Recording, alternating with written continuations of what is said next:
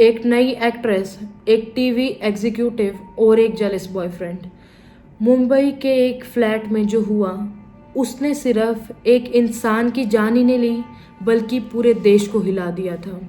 एक love triangle जिसका अंजाम था 300 टुकड़े। ये कहानी है प्यार, ऑब्सेशन और एक ऐसे मर्डर की जिसमें किलर ने बॉडी का एक एक हिस्सा हाथ से काटा था। मैं हूं नोबल और आज आपको लेके जाने वाली हूं 2008 के उस केस में जहां सच इतना हॉरिफाइंग था कि मुंबई पुलिस भी कुछ देर तक चुप हो गई थी।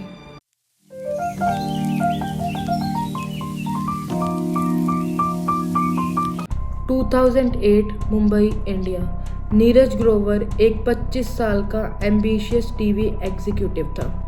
मुंबई में काफ़ी नए शोज़ के लिए काम करता था और फिल्म टीवी वर्ल्ड में अच्छी नेटवर्किंग थी। उसी वक्त मारिया सुसाईराज, एक small town actress, Mumbai move होती है अपना एक्टिंग करियर स्टार्ट करने के लिए। मारिया मैंगलोर से आई थी and she was a struggling actress.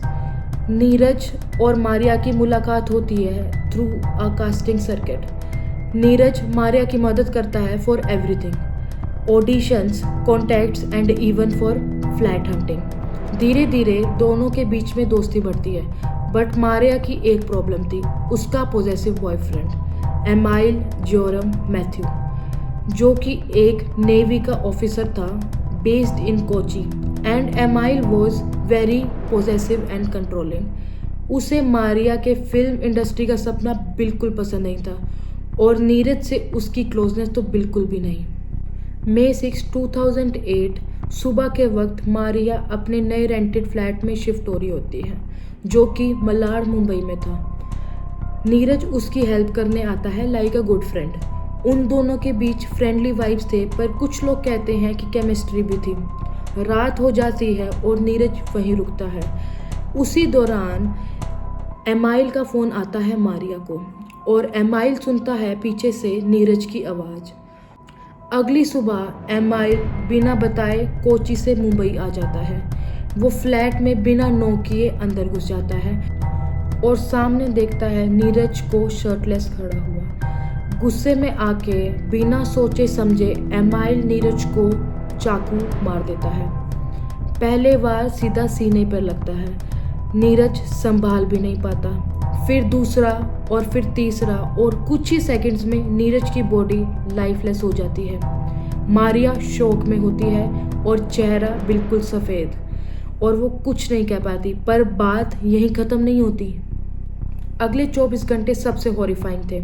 Amyl ने मारिया के साथ मिलकर नीरज की बॉडी का डिसमेंबरमेंट स्टार्ट किया। एक चाकू, एक सौ और किचन के टूल्स का इस्तेमाल किया गया। 300 टुकड़े किए गए और उसके बाद बॉडी को ब्लैक प्लास्टिक बैग्स में डालकर थोड़ा थोड़ा कर नियर बाय फॉरेस्ट एरिया में जला दिया। उस रात की बारिश ने कुछ टुकड़ों को ढूंढने में बहुत मुश्किल पैदा करी, बट मुंबई पुलिस ने बैग्स जब रिकवर किए तो सच सामने आया। मारिया ने नीरज का फ़ोन ऑफ किया, सोशल मीडिया से एक्टिविटी बंद की और लोगों को बोला कि वो आउट ऑफ स्टेशन है।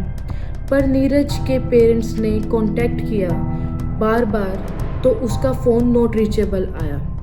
तो उसके बाद में पुलिस ने एक्शन लेना स्टार्ट किया। इनिशियल सस्पिशन पे मारिया को इंटेरोगेट किया गया। पहले वो रोती रही, घबराई रही, फिर कन्फेस कर गई।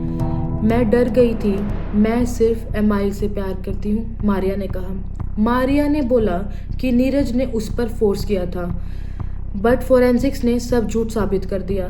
No signs of struggle from Neeraj, no sign of assault from Neeraj, सिर्फ cold blooded murder. CCTV, phone record, taxi receipts और एमाइल के ट्रैवल लॉग्स ने सब कुछ एक्सपोज कर दिया।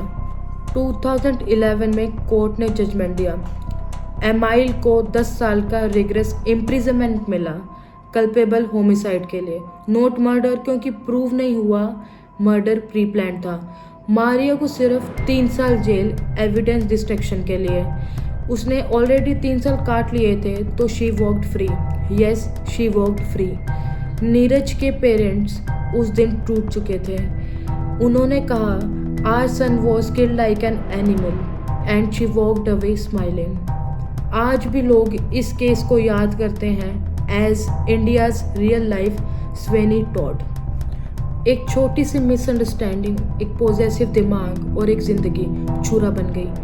प्यार मौत बन गया। और ये सिर्फ एक कहानी नहीं थी, ये सच था। अगर आपको लगता है कि आप अपने इमोशंस कंट्रोल कर लेते हैं, तो ये केस एक रिमाइंडर है कि किसी भी वक्त मॉन्स्टर बन सकता है। मैं हूं नोबल और मैं मिलूंगी आपको अगले एपिसोड में एक और सच्चाई के साथ, जो सच कहकर भी झूठ सी लगती है।